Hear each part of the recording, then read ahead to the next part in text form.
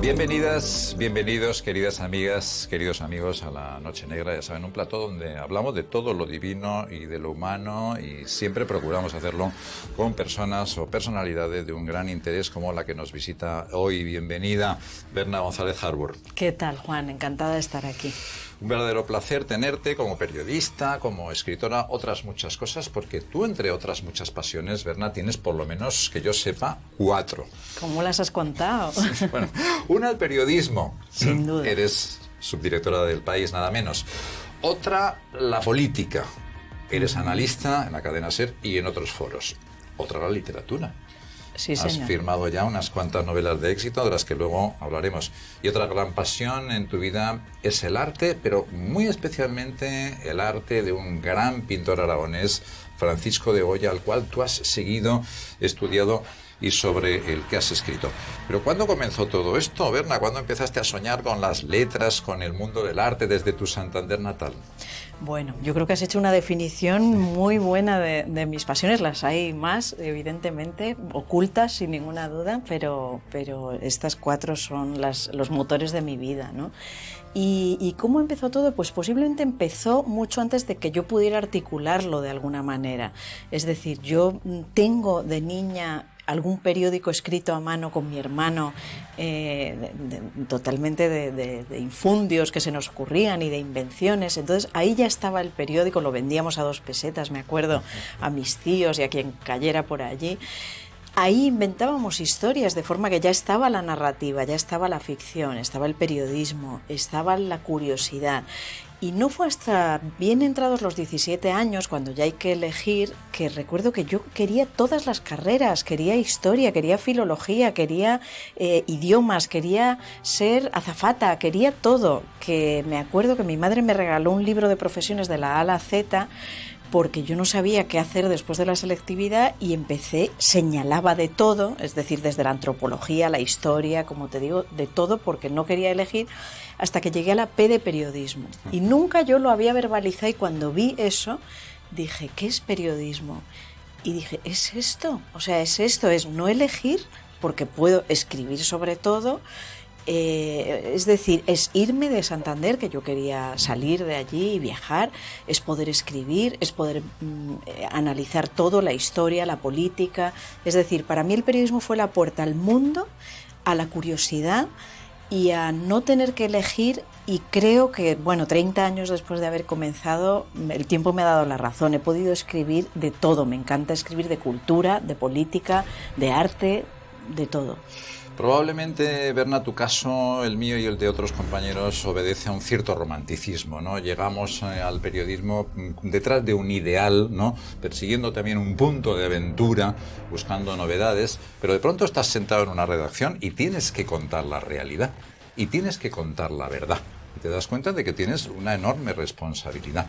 Hoy en día, ese periodista que está en la redacción sigue pensando lo mismo, que está ante una realidad que tiene que contar en forma de verdad, ¿o tú crees que hoy el periodismo está cambiando, está olvidando, digamos, sus viejas verdades y sus viejas reglas? No, yo creo que el periodismo pervive como entonces, es decir, el periodismo de verdad, de los profesionales de verdad, con honestidad, lo que quieren los jóvenes periodistas, como nosotros quisimos y queremos queremos es contar la verdad probada, ¿no? Ahora mismo hemos pasado hace unos días, unas pocas semanas, este asunto del Partido Popular y vemos muy bien cómo el verdadero periodismo, los verdaderos medios intentan detectar cuáles son los hechos que se pueden probar. Todos tenemos más información, pero tú solo puedes escribir lo que puedes probar.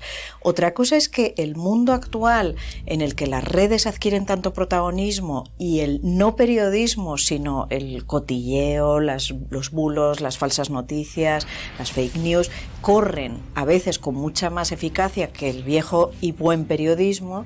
Otra cosa es que logre llegar a públicos que no saben distinguir, y esa es la tristeza de estos días, ¿no? Encontrar un público que no sabe distinguir siempre entre la fake news, entre las falsas noticias y las de verdad. Pero las de verdad están ahí, la carrera está ahí, la profesión está ahí, el oficio, y creo que los jóvenes periodistas, al igual que nosotros, tienen la misma vocación y el mismo deber. Hay una capital que se identifica un tanto con las fake news, ¿no? Y con esa especie de contraperiodismo que es Moscú. Tú estuviste como enviada especial, como corresponsal, conoces muy bien, por lo tanto, aquella Rusia, la actual. ¿Qué está ocurriendo en el mundo, Berna? ¿Cómo interpretar ahora la lucha entre grandes bloques? ¿Estamos en una guerra fría? ¿Hay amenaza clara de una guerra nuclear? ¿Cuál es la posición española? ¿Cómo ves a corto o medio plazo el futuro de Europa? Bueno, yo creo que por culpa de Putin estamos a las puertas o viviendo ya una especie de nueva guerra híbrida en la que se mezclan todo tipo de armamento, desde el convencional, ahí vemos los tanques alineados como expresión de una fuerza que sigue siendo la misma que en el siglo anterior, pero tenemos los ataques de hacker, tenemos la guerra comercial, porque mucho gas de Rusia se está yendo a China cada vez más, y tenemos sobre todo un cambio en el paradigma del mundo, del planeta. Rusia y China se están aliando y están adquiriendo muchísimo más protagonismo que el que tuvieron y muchísima más ambición que el que tuvieron hasta ahora, de forma que ese mundo que heredamos después de la Guerra Fría, que era hiperpotencia de Estados Unidos y Europa como espejo de derechos que iluminaba a todo el mundo, se ha acabado, porque hay ahora otro espejo, otro modelo que ilumina a muchos países, que es China, y que está teniendo gran éxito en África, en América Latina, gran éxito comercial y también autocrático. Entonces, bueno, pues estamos ahora ante un mundo multipolar en el que ya no tenemos la voz cantante, en el que la voz cantante la empieza a tener China y Rusia al abrigo de China. Países no especialmente democráticos. De ninguna manera, ni especialmente ni nada. De ninguna manera. No. Son autocracias. No. Rusia tiene una democracia formal que no es real, porque tiene a sus disidentes en la cárcel, como bien sabemos, o bien asesinados por envenenamiento o por métodos muy exhibicionistas, ¿no? Nada discretos. Putin es un antiguo jefe del KGB, un antiguo agente del KGB, y esos métodos son los que está utilizando con la oposición, ha utilizado con Crimea, está utilizando con Ucrania, lo ha hecho con Georgia, con Moldavia y bueno, ahí estamos. En tu agenda personal, Berna, hay unos cuantos nombres de presidentes del gobierno, muchos ministros. Tú has tenido un trato frecuente con los últimos gobiernos españoles. ¿Cuál es tu opinión de nuestra política internacional? ¿Crees que España realmente en este damero, en este tablero que estamos describiendo, ocupa el lugar que le corresponde, o estamos en un segundo plano, un poco a verlas venir? Yo creo que desde el momento de Aznar nos equivocamos, o sea, viramos hacia un atlantismo y hacia una guerra de Irak que nos sacó del camino que debíamos haber llevado, y los siguientes presidentes no han sabido ni querido corregirlo, ¿no? Ni Zapatero ni Rajoy han logrado corregir una pérdida de influencia en América Latina que es muy notable, y que ese debería ser nuestro territorio de amistad, de comercio, de igualdad.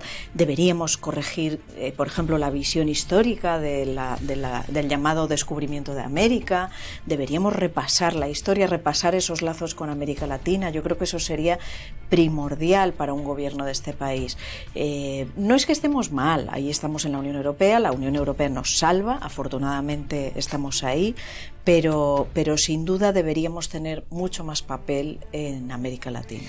Relación entre el poder y la prensa. Berna, ¿quién gana? ¿Hay prensa libre en España y libertad de expresión, o el poder político va poco a poco limando esas libertades tan duramente conseguidas? ¿Hay llamadas a los periódicos? ¿Hay, digamos, tratan de parar los temas, de influir en las noticias? ¿O el periódico El País, por ejemplo, en tu caso, tiene total libertad a la hora de informar? A ver, que hay llamadas y presiones siempre, pero eso mismo es indicativo del poder que tienes.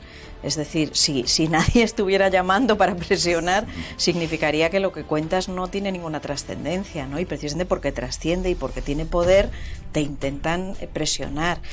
¿Eso significa que aceptemos las presiones? No, en absoluto. Yo sí creo en la prensa libre en España. Sí que es verdad que se ve minada ahora mismo por la debilidad económica, la precariedad laboral de los periodistas, se traduce en más amenaza para el periodismo, pero claro que hay una diferencia entre medios independientes y medios al calor de los grandes poderes.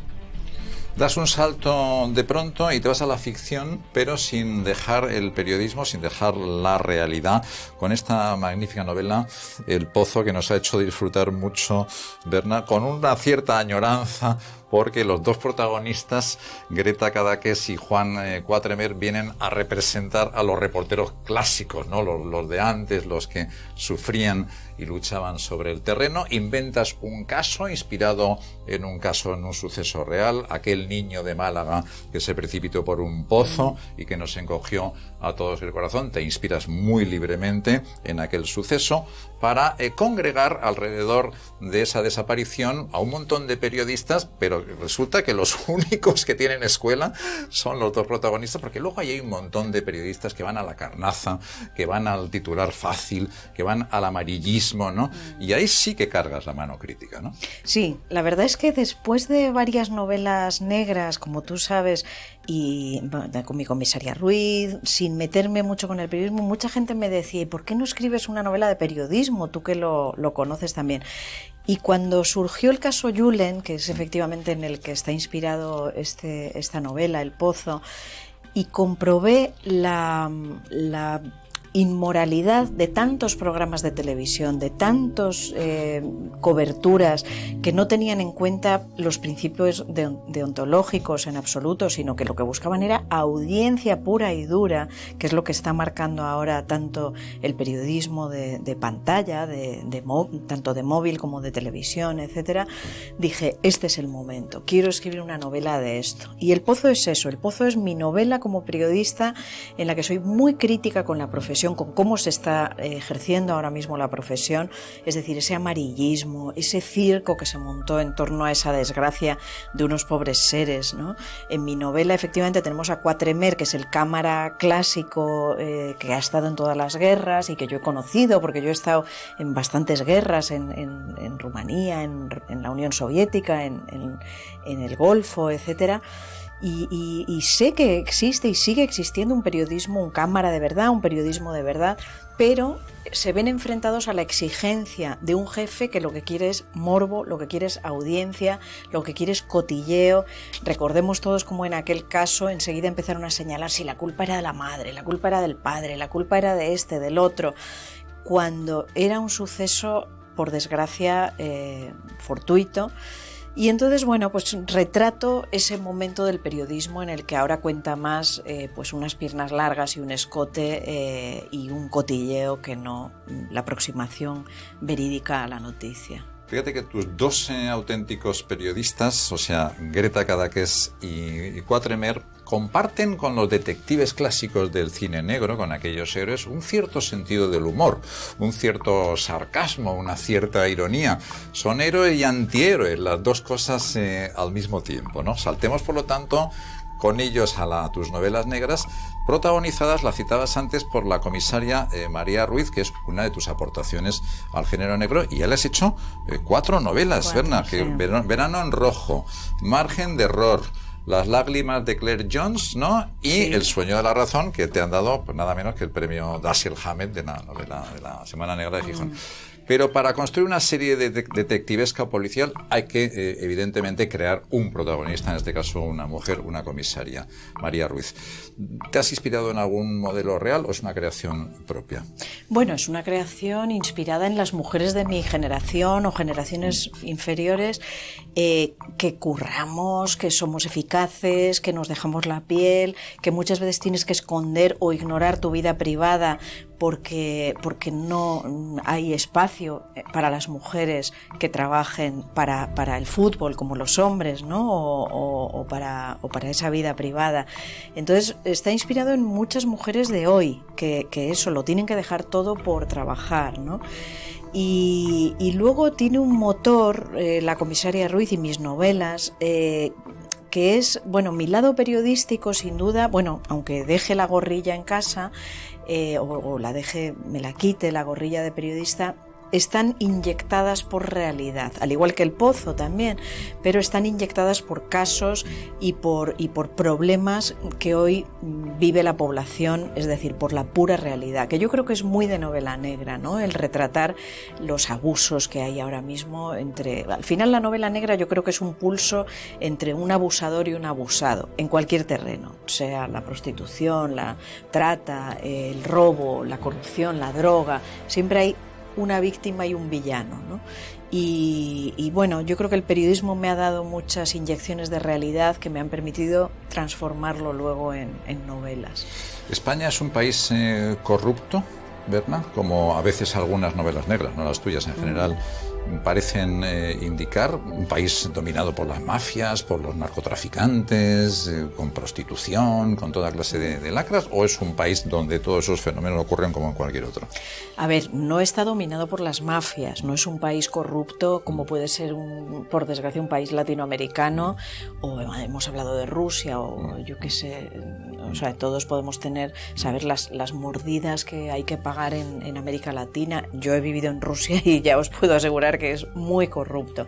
O sea, no en ese sentido, se puede vivir sin corrupción, o sea, se puede circular, se puede, es decir, aquí no es común que haya que pagar mordidas para salvarse de algo, ¿no? Pero sí es un país corrupto en cuanto que los poderes sí que están hay un trasunto de prácticas mafiosas en los poderes, y lo hemos visto con el Partido Popular, ¿no? Lo hemos visto con la Gürtel, lo hemos visto ahora con el caso de Ayuso y su hermano, es decir, como presuntamente hace unas pocas semanas, bueno, pues hemos sabido que este señor presuntamente cobra una comisión por aportar mascarillas en el peor momento de la pandemia. Es decir, ¿podemos vivir sin corrupción? Sí, y la mayoría de la población yo creo que vivimos tranquilos, hay seguridad, es un país seguro y agradable, pero indudablemente en el poder se mueve la corrupción, en los poderes económicos, y mucho más de lo que queremos ver. La novela negra vive una época de esplendor. No ha sido siempre así, hubo una época que estaba mucho más preterida, olvidada, pero en los últimos años, por fortuna, ha encontrado nuevos lectores y se convierte en un fenómeno. ¿Por qué, Berna? Tal vez porque está también asumiendo el rol de nueva novela realista, de nueva novela social, que a través de la novela negra todos estos temas de actualidad encuentran, digamos, un argumento, un camino novelesco, porque realmente refleja exactamente la fotografía del país en ese momento, o porque realmente hay muy buenos autores de novela negra que escriben muy bien. Se dan las dos circunstancias, ¿no? Por un lado, se ha elevado en calidad ahí, en España y en otros países. O sea, hay muy buenos autores que están haciendo, o que estamos haciendo, ¿no? Tú también y yo, esperemos, novela de calidad asociada al género negro. Es decir, se da esa circunstancia, pero se da la circunstancia de que yo creo que después de la crisis de 2008 se han roto las certezas en este país y en Europa, en nuestro mundo occidental. Se han roto las certidumbres, las certezas. Ya no, el trabajo, el sueldo, ya no son garantía de que uno pueda tener un futuro, una vida. Las problemáticas se han complicado, y en ese sentido la novela negra acompaña este descenso a los infiernos que hemos vivido desde la crisis de 2008, que ha vivido mucha parte de la población, ¿no? de explotación, de precariedad, de inseguridad. Entonces yo creo que está muy asociada también a un momento económico y político y social de derrumbe. La policía y la Guardia Civil en algunas de vuestras y nuestras novelas han cobrado un gran protagonismo como las fuerzas eficaces que solucionan casos, pero no siempre es así. También podemos hablar, Berna, de manzanas podridas en los cuerpos de seguridad, casos de corrupción. Es mejorable, digamos, el rendimiento, el servicio, la honestidad de tanto de nuestras policías y Guardia Civil. Sí, sin duda. Por eso mi comisaria, aunque ella es ejemplar y tiene policías ejemplares a su lado, también tiene un jefe superior que es el que ha motivado a lo largo de los 4 libros que la haya ido apartando. Ella realmente cada vez más está más apartada del poder y de la posición que llegó a tener en las primeras novelas, porque siempre hay enemigos de la verdad y enemigos de llegar al fondo de las cosas. Y eso es real, eso es real. Hay casos de policías que indultados en Cantabria, mi región, hemos tenido un jefe superior de policía, ahora ya está jubilado, pero hasta hace muy poco, que había sido indultado por Aznar de unas torturas que realizó, ¿no? en los 80 o algo así. Es decir, claro que hay manzanas podridas y por eso mi comisaria siempre está al filo de, bueno, ella es aún policía, está expedientada, pero y se ve obligada a luchar en muchas ocasiones ya fuera del ámbito policial. La política nacional decíamos que es otra de tus pasiones en tus tareas de análisis político. ¿Cómo la ves a corto o medio plazo hasta las próximas elecciones generales? ¿Qué va a pasar en España? ¿Va a gobernar la derecha con Vox? ¿Se va a mantener el Partido Socialista? ¿Van a aparecer nuevos partidos? Saquemos la bola de cristal. ¿O qué te gustaría que sucediese para que se estabilizase el país quizá de una manera un tanto más permanente, ¿no? Y no estemos siempre en estos sobresaltos que realmente causan mucha incertidumbre a la población, ¿no? Bueno, no tengo bola de cristal. Lo que sí es una certeza es que Pedro Sánchez tiene una suerte, una potra increíble, porque, por ejemplo, recientemente ha habido las elecciones de Castilla y León, que ha perdido, pero ¿qué ha pasado? Lo que ha estallado es el Partido Popular, ¿no? Que no logró todo lo que había pretendido. Entonces, bueno, una y otra vez no sabemos cómo Pedro Sánchez tiene esa suerte, o sea, esa reforma laboral que sacó gracias a un voto erróneo del Partido Popular. Y me da mucho miedo de que en la derecha la implosión del Partido Popular dé más vigor a una Vox. Yo creo que tenemos un serio peligro de crecimiento de Vox. No lo deseo, por todo lo contrario, me da muchísimo miedo por su discurso xenófobo, etcétera, pero bueno, no me atrevo para nada, Juan, a sacar la bola de cristal. ¿La economía, cómo la ves? ¿Aguantaremos? Sí. ¿Habrá una nueva crisis? No, aguantaremos, sí. O sea, la lluvia de fondos europeos nos va a salvar, aunque sea por unos años, sí. Vamos a cambiar de tercio y hablemos de tu pasión por don Francisco de Goya, Berna, que es para ti un icono, una referencia, una inspiración. Alguna de tus novelas, El sueño de la razón, por ejemplo, muy goyesca.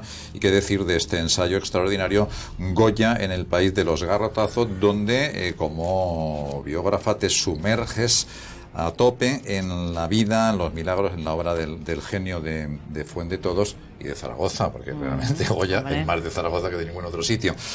Cuentas que te obsesionaban las pinturas negras, que te ibas cuando tenías un rato libre al Prado una y otra vez. Y voy. Y sigues yendo. Sí. ¿Por qué? Bueno, vamos a ver.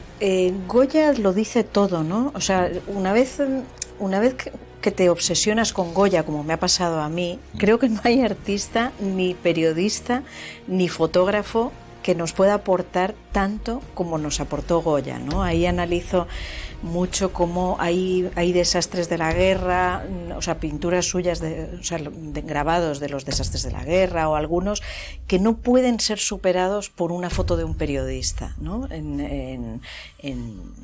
O sea, no hay Abu Ghraib, por ejemplo, si pensamos en Abu Ghraib, esa pirámide de cadáveres, él ya pintó una pirámide de cadáveres en la guerra, en esta zona de Aragón, entre 1808 y 1814, ¿no? Cualquier imagen que podamos imaginar o pensar en las páginas de Vietnam, la niña herida por el napalm, todas están ya en los desastres de Goya. Entonces es un precursor increíble de la guerra, es un precursor increíble de la negritud, nuestro ámbito, la negritud de la novela. O sea, no hay novela en la que tú puedas aportar más que lo que él aportó en esas pinturas negras, ¿no? Y sí, yo visito mucho el Museo del Prado y visito mucho las pinturas negras y las Majas y de todo y otros lugares, porque, lo dicho, o sea, no hay nada que pueda superar aquello. Está todo ahí, es decir, las debilidades humanas, está la compasión, está la grandeza, está la mezquindad, está la mezquindad de los curas, por ejemplo, está la gula de los curas. Ahora mismo estamos hablando de pederastia en esta sociedad. Todo eso está ahí, ¿no? Está el maltrato de las mujeres, están los matrimonios desiguales entre hombres mayores y niñas, casi niñas, casadas, obligadas a casarse con un mayor, está la prostitución, la alcahuetería, todo está en Goya y todo con una calidad insuperable. Entonces, bueno, pues sí, tal vez como amante de la novela negra, como amante del arte, me empecé a entusiasmar y a obsesionar con las pinturas negras. A partir de ahí empecé a investigar la vida de Goya y empecé a descubrir cómo España no ha tratado bien, no es capaz de tratar bien a sus genios, ¿no? Su propio cuerpo estaba enterrado en Burdeos porque tuvo que morir en el extranjero cuando volvió aquí Fernando VII y volvió lo peor del absolutismo. Fue enterrado en Burdeos, luego se trasladó su cadáver sin cráneo, como sabéis, a Madrid, pero buscando, por ejemplo, su casa, la última casa que tuvo en Madrid, la Quinta del Sordo, me di cuenta, iba yo en mi bici por Madrid buscándola y no la podía encontrar porque no existía, hasta que di con una placa en unos pisos. Y eso me retrotrae a cómo, por un lado, tú vas a Londres y están todas las casas de Charles Dickens y hasta de Sherlock Holmes, que no existió, sí. ¿No? Baker Street. Exacto, o el andén de Harry Potter, ¿no? Está ahí, aunque no existiera Harry Potter, ¿no? En España no sabemos. No quiero hablar de Zaragoza porque a Zaragoza creo que sí rinde bien homenaje a Goya con sus museos, ¿no? Y en Fuendetodos, pero hablo de España en general. Entonces, por un lado, no sabe rendir homenaje a un genio enorme como él, y por otro lado me di cuenta de cómo esa forma de retratar nuestra realidad, el caínismo, la muerte a garrotazos, de esa pintura negra que es dos hombres dándose a garrotazos, realmente sigue plasmando la España de hoy. ¿Qué ha pasado en el PP? A garrotazos, dos hermanos pegándose. ¿Qué ha pasado entre Cataluña y España? ¿Qué pasa con Vox y los demás? Es decir, parece que de tiempo en tiempo tenemos que liarnos a garrotazos entre hermanos los unos y los otros, y por eso ese título, ¿no? Goya en el país de los garrotazos. O sea, si Goya levantara la cabeza, vería que nos seguimos dando a garrotazos como en su día, ¿no? Con estas consideraciones inspiradas en la obra y la experiencia de Goya y también formuladas por Berna González Harbutt, no solo aquí en el programa, sino también escritas en el magnífico ensayo Goya en el país de los garrotazos, vamos a concluir el programa de hoy deseando a nuestra invitada muchísima suerte, Berna, mucha felicidad e inspiración, y ya lo sabes, aquí en Aragón, hasta siempre. Muchísimas gracias, Juan, y déjame decir que me ha encantado trabajar este libro también en Aragón, en Fuendetodos y en Zaragoza, donde he podido hacerlo, presentarlo aquí en ocasiones y venir a Aragón Negro, que te deseo que puedas seguir haciéndolo con la soltura con la que lo haces y el éxito con el que lo haces. Aquí nos veremos.